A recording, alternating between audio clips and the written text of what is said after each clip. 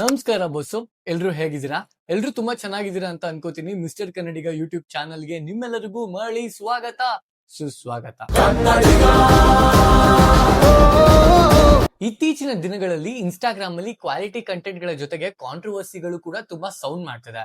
ಇವತ್ತು ಅಂತದ್ದೇ ಒಂದು ಕಾಂಟ್ರವರ್ಸಿನ ನಿಮ್ ಮುಂದೆ ಡೀಟೇಲ್ ಆಗಿ ಎಕ್ಸ್ಪ್ಲೇನ್ ಮಾಡೋದಕ್ಕೆ ನಾನ್ ಬಂದಿದ್ದೀನಿ. ಈ ಒಂದು ಕಾಂಟ್ರವರ್ಸಿಲಿ ಮುಖ್ಯವಾಗಿ ಕಾಣಿಸ್ಕೊಳ್ಳೋದು ರಾಲೆನ್ಸ್. ಟೈಮ್ ಯಾವಾಗ್ಲೂ ಒಂದೇ ತರ ಇರಲ್ಲ ಕಣಲೇ. ಇನ್ಸ್ಟಾಗ್ರಾಮ್ ಅಲ್ಲಿ ಯಾರ್ಯಾರು ರೀಲ್ಸ್ ನ ನೋಡ್ತೀರಾ ಇವರೆಲ್ಲರೂ ಕೇಳೇ ಇರ್ತೀರಾ. ಇವ್ರದ್ದು ಅಂತ ಪರ್ಟಿಕ್ಯುಲರ್ ಆಗಿ ಒಂದು ಟೀಮೇ ಇದೆ. ಇವ್ರ ಟೀಮ್ ಅಲ್ಲಿ ರಾಲೆನ್ಸ್, ದಯಾ ಯಾದವ್, JP, ಪ್ರೌಡ್ ಕನ್ನಡಿಗ ಇನ್ನೂ ಸುಮಾರು ಜನ ಇದ್ದಾರೆ. ಇವರು ಒಂದಷ್ಟು ದಿವಸಗಳಿಂದ ಟೀಮ್ ಅಪ್ ಆಗಿ ಕಂಟೆಂಟ್ ಗಳನ್ನ ಮಾಡ್ಕೊಂಡು ಇನ್ಸ್ಟಾಗ್ರಾಮ್ ಅಲ್ಲಿ ಒಂದು ರೇಂಜ್ ಗೆ ಟ್ರೆಂಡ್ ನ ಮೇಂಟೈನ್ ಮಾಡ್ತಿದ್ದವರು. ಇವ್ರ ಸುತ್ತ ಬೆಳೆದಿರೋ ಕಾಂಟ್ರವರ್ಸಿ ಜನಕ್ಕೆ ಗೊತ್ತಿರುತ್ತೆ. ಆದ್ರೆ ಆ ಕಾಂಟ್ರವರ್ಸಿ ಏನು, ಆ ಕಾಂಟ್ರವರ್ಸಿ ಹೇಗ್ ಶುರು ಆಯ್ತು ಅನ್ನೋ ಒಂದು ಡೀಟೇಲ್ ಎಕ್ಸ್ಪ್ಲನೇಷನ್ ನ ಇವತ್ತು ನಾನು ನಿಮ್ ಮುಂದೆ ಕೊಡಕ್ ಬಂದಿದ್ದೀನಿ. ವಿಡಿಯೋ ಶುರು ಮಾಡೋದಕ್ಕಿಂತ ಮುಂಚೆನೆ ಹೇಳ್ಬಿಡ್ತೀನಿ, ನಾನು ಯಾರ ಪರಾನೂ ಅಲ್ಲ, ನಾನು ಯಾರ ವಿರೋಧನೂ ಅಲ್ಲ. ಸೆಂಟ್ರಲ್ ನಿಂತ್ಕೊಂಡು ಏನಾಗಿದೆ ಅನ್ನೋ ವಿಚಾರವನ್ನ ನಿಮ್ಮ ಮುಂದೆ ಕ್ಲೀನ್ ಆಗಿ ಎಕ್ಸ್ಪ್ಲೇನ್ ಮಾಡೋದಕ್ಕೆ ಬಂದಿದ್ದೀನಿ. ಮೊದಲನೇದಾಗಿ ಈ ಕಾಂಟ್ರವರ್ಸಿ ಎಲ್ಲಿಂದ ಶುರುವಾಯ್ತು ಅನ್ನೋ ವಿಚಾರವನ್ನ ತಿಳ್ಕೊಳ್ಳೋಣ. ರಾಲೆನ್ಸ್ ಮತ್ತು ಅವ್ರ ಟೀಮ್ ಅವರು ಇನ್ಸ್ಟಾಗ್ರಾಮ್ ಅಲ್ಲಿ ಕೆಲವೊಂದಿಷ್ಟು ತಿಂಗಳುಗಳಿಂದ ಕೆಲವೊಂದು ಕ್ವಾಲಿಟಿ ಕಂಟೆಂಟ್ ಗಳನ್ನ ಟೀಮ್ ಅಪ್ ಆಗಿ ಮಾಡ್ಕೊಂಡ್ ಬರ್ತಿದ್ರು. ಇವ್ರು ಮಾಡೋ ಕಂಟೆಂಟ್ ಅಲ್ಲಿ ಜನಕ್ಕೆ ಮೆಸೇಜ್ ಇರ್ತಿತ್ತು ಅನ್ನೋ ವಿಚಾರ ಎಷ್ಟು ನಿಜಾನೋ, ಆ ಎಲ್ಲಾ ಕಂಟೆಂಟ್ ಅಲ್ಲೂ ಕಿವಿ ಮುಚ್ಕೊಳ್ಬೇಕಾಗಿರುವಂತ ಪದಗಳನ್ನ ಬಳಸ್ತಿದ್ರು ಅನ್ನೋದು ಕೂಡ ಅಷ್ಟೇ ನಿಜ. ನಾವ್ ಸ್ಕಲ್ಲಾಕ್ ಏನು ಕುಡಿಯೋ ಮಾಡ್ತೀವಿ ಅಂತಂದ್ರೆ ನಾವ್ ಹೇಳೋ ಮಾತಲ್ಲಿ ಸತ್ಯ ಐತೆ. ಇದು ಮಿಂಡ್ರು ಗುಡ್ ಕೆಲಸ ಮಾಡ್ಬಿಟ್ಟಲ್ಲ ಅವ್ನ ತಾಯಿನ ಹಾಕಿ ಇನ್ನೊಂದ್ಸಲಿ ಬಂದ್ರೆ ನಿಮ್ ತುಲೆ ಬರಬದ ಮಾಡಿ ಅಮ್ಮ, ಅಕ್ಕ, ಎಕ್ಸೆಟ್ರಾ ಎಕ್ಸೆಟ್ರಾ ಈ ರೀತಿ ಹಲವಾರು ಪದಗಳನ್ನ ಇವರು ತಮ್ಮ ವಿಡಿಯೋಗಳಲ್ಲಿ ಬಳಸ್ತಾ ಇದ್ರು. ಆದ್ರೆ ಕಾಂಟ್ರವರ್ಸಿ ಶುರುವಾಗಿದ್ದು ಇಲ್ಲಿಂದ. ರಾಲೆನ್ಸ್ ಮತ್ತೆ ಟೀಮ್ ಅವರು ಹಾಕೋ ವಿಡಿಯೋಗಳನ್ನ ಜನ ತುಂಬಾ ಇಷ್ಟಪಟ್ಟು ನೋಡ್ತಿದ್ರು, ಶೇರ್ ಗಳು ಮಾಡ್ತಿದ್ರು, ಕಮೆಂಟ್ ಗಳು ಹಾಕ್ತಿದ್ರು. ಹತ್ತತ್ರ ರಾಲೆನ್ಸ್ ಅವ್ರಿಗೆ ಒಂದು 500K ಫಾಲೋವರ್ಸ್ ಕೂಡ ಕಂಪ್ಲೀಟ್ ಆಯ್ತು. ಇದೇ ಟೈಮ್ ಅಲ್ಲಿ ದಯಾ ಯಾದವ್ ಅವ್ರಿಗೆ 200K ಫಾಲೋವರ್ಸ್ ಕಂಪ್ಲೀಟ್ ಆದಾಗ ಆ 200K ಸೆಲೆಬ್ರೇಷನ್ ಅನ್ನೋ ಒಂದು ರೀತಿಲಿ ಒಂದು ವಿಡಿಯೋನ ಅವ್ರು ಅಪ್ಲೋಡ್ ಮಾಡ್ತಾರೆ. ನನ್ ಜೊತೆಗೆ ಒಬ್ಬ ಚಾಕ್ಲೇಟ್ ಅಂತ ಇದ್ದ. ನಮ್ ದಯಿಂದ 6,000 ಫಾಲೋವರ್ಸ್ ಇತ್ತು, ಅವ್ನು 150K ಫಾಲೋವರ್ಸ್ ಇತ್ತು. 6,000 ಆಯ್ತೆ ಅನ್ನೋ ಒಂದೇ ಒಂದ್ ಕಾರಣಕ್ಕೆ ಹುಡುಗನ ಅವಮಾನ ಮಾಡಿದ್ದ. ಇವತ್ತು ಇವಂದು 200K ಆಗೈತೆ, ಅವ್ನು 197K ಐತೆ.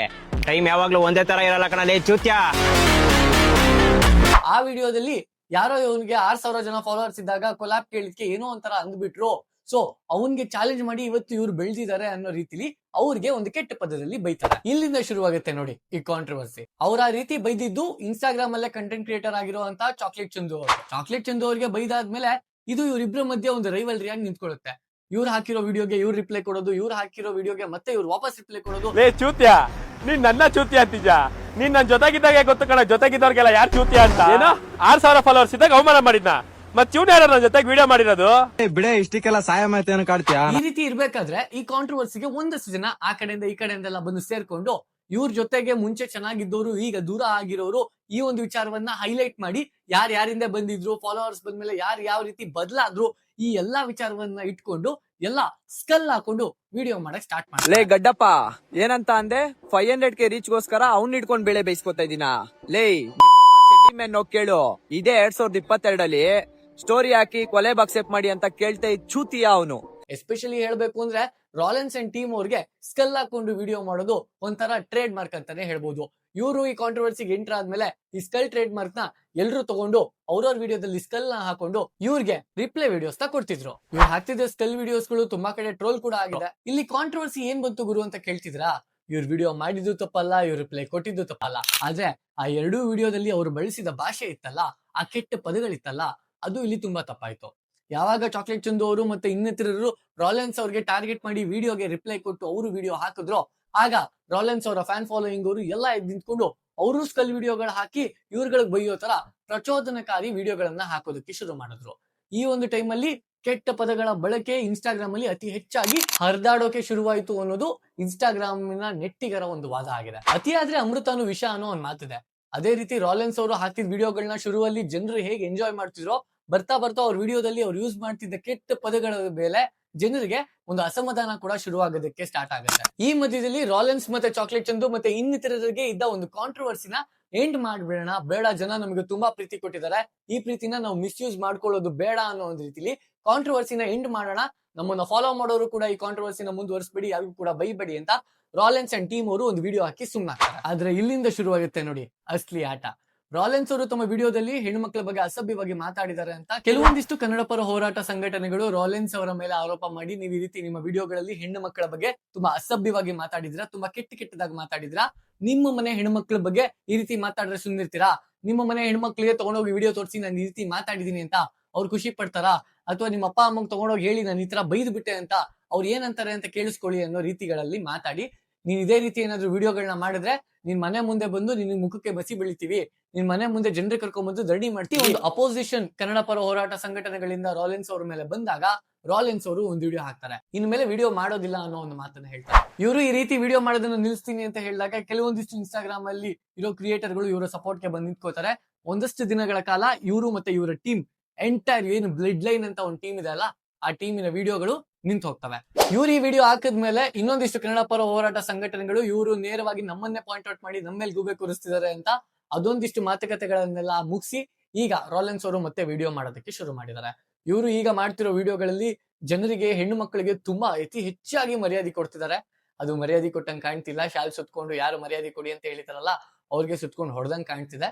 ಬಟ್ ತಿಳ್ಕೊಳ್ಳೋರ ಒಂದು ಮನಸ್ಥಿತಿಗೆ ಎಲ್ಲ ಅರ್ಥ ಆಗುತ್ತೆ ಅಂತ ಹೇಳ್ತಾ ಒಂದು ವಿಚಾರವನ್ನ ಇಲ್ಲಿ ನಾವು ತುಂಬಾ ಡೀಟೇಲ್ ಆಗಿ ಅಬ್ಸರ್ವ್ ಮಾಡ್ಬೇಕಾಗತ್ತೆ. ಏನಂದ್ರೆ ಕೆಟ್ಟ ಪದಗಳನ್ನ ಮಾತಾಡೋದು ತಪ್ಪು, ಕೆಟ್ಟ ಪದಗಳನ್ನ ಒಂದು ಪಬ್ಲಿಕ್ ಡೊಮೈನ್ ಅಲ್ಲಿ ಮಾತಾಡೋದು ತಪ್ಪು. ಆದ್ರೆ ಆ ತಪ್ಪನ್ನ ಯಾರ್ಯಾರೆಲ್ಲಾ ಮಾಡ್ತಾರೆ ಎಲ್ಲರನ್ನೂ ಖಂಡಿಸಿ ಜೊತೆಗೆ ಇವರನ್ನು ಖಂಡಿಸಿದ್ರೆ ಅದು ಒಂದು ನ್ಯಾಯ ಅಂತ ಹೇಳ್ಬೋದಾಗಿತ್ತು. ಆದ್ರೆ ರಾಲೆನ್ಸ್ ಅವ್ರನ್ನ ಮಾತ್ರ ಯಾಕೆ ಟಾರ್ಗೆಟ್ ಮಾಡಿದ್ರು ಅನ್ನೋದು ಎಲ್ರಿಗೂ ಕಾಡ್ತಿರೋ ಪ್ರಶ್ನೆ.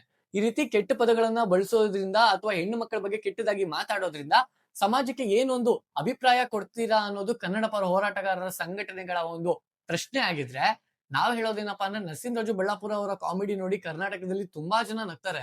ಅವ್ರ ವಿಡಿಯೋದಲ್ಲಿ ಕೂಡ ಇರೋದು ಇಂತಿಂತ ಕೆಟ್ಟ ಮಾತುಗಳಲ್ಲೇ.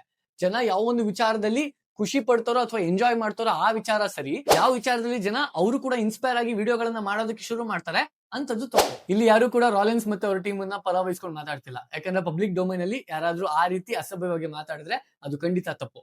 ಇದನ್ನ ಕಣ್ಸೋದು ಪ್ರತಿಯೊಬ್ಬ ಕನ್ನಡಿಗನ ಹಕ್ಕು. ಆದ್ರೆ ನಾನ್ ಹೇಳೋದೇನಂದ್ರೆ, ನೀವು ಇವರ ವಿಚಾರದಲ್ಲಿ ತೋರಿಸಿರೋ ಇಂಟ್ರೆಸ್ಟ್ ನ ಇನ್ಸ್ಟಾಗ್ರಾಮ್ ಅಲ್ಲಿ ಈ ರೀತಿ ವಿಡಿಯೋ ಮಾಡಿ ಹಾಕೋ ಪ್ರತಿಯೊಬ್ಬರ ಮೇಲೂ ತೋರಿಸ್ಬೇಕು. ಈಗ ಯಾವೆಲ್ಲ ಕನ್ನಡ ಪರ ಹೋರಾಟ ಸಂಘಟನೆಗಳು ಈ ಒಂದು ಮುನ್ನೆಲೆಗೆ ಬಂದು ಈ ಹೆಜ್ಜೆ ತಗೊಂಡು ಇವರನ್ನ ಅಪೋಸ್ ಮಾಡಿದಾರೋ ನೋಡಿ, ಕರ್ನಾಟಕದ ಜನತೆ ಯಾರೆಲ್ಲ ಈ ವಿಡಿಯೋ ನೋಡ್ತಾ ಇದ್ರೆ ಇನ್ಸ್ಟಾಗ್ರಾಮ್ ಯೂಟ್ಯೂಬ್ ಗಳಲ್ಲಿ, ಯಾರೆಲ್ಲ ಇನ್ಮೇಲೆ ಇನ್ಸ್ಟಾಗ್ರಾಮ್ ಅಲ್ಲಿ ಕೆಟ್ಟ ಮಾತಾಡ್ಕೊಂಡು ವಿಡಿಯೋ ಮಾಡ್ತಾರಲ್ಲ ಅವ್ರ ವಿಡಿಯೋಗಳನ್ನೆಲ್ಲ ಇವ್ರಿಗೆ ಕಳಿಸಿ, ಅವ್ರ ಮೇಲೆಲ್ಲ ಇವ್ರ ಆಕ್ಷನ್ ತಗೊಳ್ಳಿ. ಆಗ ನಮ್ಮಲ್ಲಿ ಒಂದು ಬದಲಾವಣೆ ಬರುತ್ತೆ. ಇವ್ರು ಯಾರ ಮೇಲೂ ಆಕ್ಷನ್ ತಗೊಳ್ಳೆ ಬರೀ ಇವ್ರೊಬ್ರ ಮೇಲೆ ಮಾತ್ರ ಈ ರೀತಿ ಎಗ್ರಾಡಿದ್ದಾರೆ ಅಂತ ಗೊತ್ತಾದ್ರೆ ಅವಾಗ ನಮ್ಮ ನಾಡಿನ ಜನತೆ ಕೂಡ ಇವ್ರನ್ನ ಉದ್ದೇಶಿಸಿ ಒಂದೆರಡು ಮಾತಾಡಿ ಅಂತ ಕೇಳ್ಕೊತೀವಿ. ಸದ್ಯಕ್ಕೆ ಕಾಂಟ್ರವರ್ಸಿಗಳು ಎಂಡ್ ಆಗಿದೆ. ರಾಲೆನ್ಸ್ ಅಂಡ್ ಅವ್ರ ಟೀಮ್ ಅವರು ಮತ್ತೆ ವಿಡಿಯೋ ಮಾಡೋದಕ್ಕೆ ಶುರು ಮಾಡಿದ್ದಾರೆ. ನಾವು ಹೇಳೋದೊಂದೇ, ಜನ ತುಂಬಾ ಪ್ರೀತಿ ಕೊಡ್ತಿದ್ದಾರೆ. ಆದಷ್ಟು ಆ ಪ್ರೀತಿಗೆ ವಾಪಸ್ ಪ್ರೀತಿನೇ ಕೊಡಿ. ನಿಮ್ಮ ವಿಡಿಯೋಗಳಲ್ಲಿ ತುಂಬಾ ಒಳ್ಳೆ ಸಂದೇಶಗಳಿರ್ತವೆ, ಜನಕ್ಕೆ ಮನಸ್ಸಿಗೆ ಮುಟ್ಟೋ ತರ ಸಂದೇಶಗಳಿರ್ತವೆ. ಆದ್ರೆ ಆ ಸಂದೇಶಗಳನ್ನ ಬರೀ ಕೆಟ್ಟ ಮಾತಲ್ಲೇ ನಾವು ಮನ ಮುಟ್ಟಿಸಬಹುದು ಅನ್ನೋ ಒಂದು ವಿಚಾರ ನಿಮ್ ತಲೆಯಲ್ಲಿದ್ರೆ ಅದರಿಂದ ಸ್ವಲ್ಪ ಆಚೆ ಬಂದಿದ್ದೀರಾ ಅಂತ ಕೂಡ ಅನ್ಕೋತೀವಿ. ಇನ್ನು ಮೇಲೆ ನಿಮ್ಮ ವಿಡಿಯೋಸ್ಗೆ ಒಳ್ಳೇದಾಗ್ಲಿ. ಮತ್ತೆ ಸಿಗೋಣ ಮುಂದಿನ ವಿಡಿಯೋದಲ್ಲಿ. ಟಿಲ್ ದೆನ್ ನಮ್ಮನ್ನ ಸ್ವಲ್ಪ ಮಿಸ್ ಮಾಡ್ಕೋತಾರಿ. ನಮ್ಮ ಚಾನಲ್ ನ ಕಂಟೆಂಟ್ ಗಳು ನಿಮ್ಗೆ ಇಷ್ಟ ಆದ್ರೆ ನಿಮ್ಮ ಫ್ರೆಂಡ್ಸ್ ಅಂಡ್ ಫ್ಯಾಮಿಲಿಗೆ ಕೂಡ ಶೇರ್ ಮಾಡಿ. ಈ ತರ ಒಂದು ಚಾನಲ್ ಇದೆ, ಸಬ್ಸ್ಕ್ರೈಬ್ ಆಗಿ ಅಂತ ಹೇಳಿ